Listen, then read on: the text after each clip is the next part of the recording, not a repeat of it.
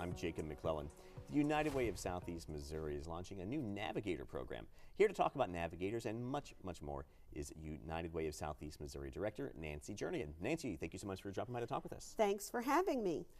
First, briefly, can you give us a big picture idea of what's the role of the United Way? Well, our mission is to unite people with resources, so that has never changed. We have the advantage of caring for the whole community. So we look at issues and the population as a whole rather than just certain segments. We've spent a lot of time in the last several years trying to understand what the real core root problems are of people in need so that we can, while we're helping people, can also address the root problems to try to prevent issues in the first place. So we now have a wonderful, what we call Agenda for Change, that's focused on strengthening families through education, income, and health, starting with getting kids through school, graduating high school, then working with families in helping them become self-sufficient. And then our health initiatives deal more with our senior population, providing them programs to keep them in their homes as long as possible, and also dealing with the abused and neglected population, women and children. Now, and tell us a little bit about this, the Navigator program. Yes. What's the role of Navigators? We're so excited about that. The Navigator is a person like you or me that has agreed to walk alongside of, currently we're working with our GED population. We have over 300 people enrolled in our local GED program. It serves 5 counties, and we are pairing up people with them. We know that they are focused on getting their GED, which is a huge step in the right direction. They've decided to do that for themselves and for their future.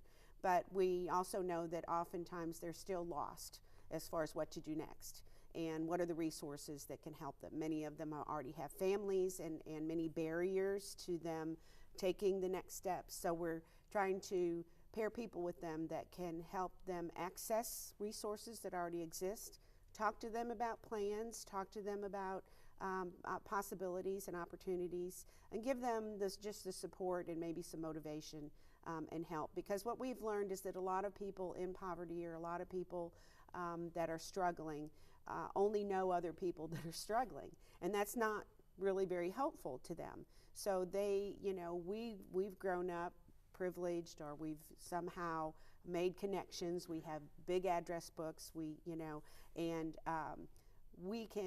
don't always take no for an answer. If somebody says, "Well, no," we just try to figure out another way. So we can role model for them and show them different ways to approach getting what they need and taking the steps that they need. And we got all of this great strategy from Dr. Donna Beagle, who is an international professional that has a PhD.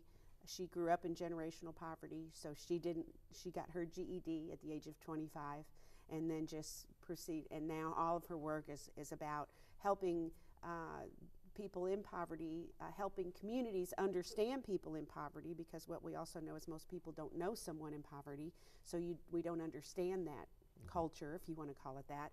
We don't understand why they have fancy shoes and fancy cars and big screen TVs so she's helping us understand that by just getting to know them and their situation and what's happened in their lives. If somebody's interested in volunteering to be a navigator, what should they do? They should just call us at the United Way, 334-9634. We have also posted some information on our website at unitedwayofsemo.org. But it's easy. It just takes a little bit of training, and then it's just about forming relationships. Money is not the solution to everything, but we think relationships are. So we're excited.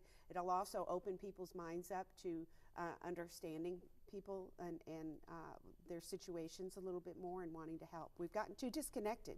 We need to connect. The United Way has done some studies to kind of look at barriers to educational achievement for folks. Yes. What were some of the findings of this of these studies? It's it's really a no-brainer, but we had to figure it out for ourselves. In our community, it's not the schools, it's not the teachers, it's not the curriculum, it's the parents. We understand that parents are, for a lot of different reasons, not there for their children. It's not that they don't love them or care for them. They may be working 2 or 3 jobs. They may be working the night shift. They're struggling so much just trying to determine where the next meal's coming from. They don't have the energy to then put into doing what they need to do as a parent. So we see it as our role as a community organization to rally the community around these kids and these families to really help them out. So we're trying to educate parents, remove those barriers for families so that they can focus on their children and make them aware of how important it is that they stay engaged in their child's education all the way through high school. Real quickly, we only have a minute or so left. The United Way is also looking at economic barriers now for families too. Yes. And what are you finding with this? Well, we know big barrier. Of course, jobs is the answer to that. They have to have good paying jobs, and if they don't have a good education or training, specialized training, they're not going to get a good job. So we're working now to try to connect people with all of that through our Navigator program. We're talking today with Nancy Jernigan. She's the Executive Director of the United Way. Thank you so much for your time. Thank you.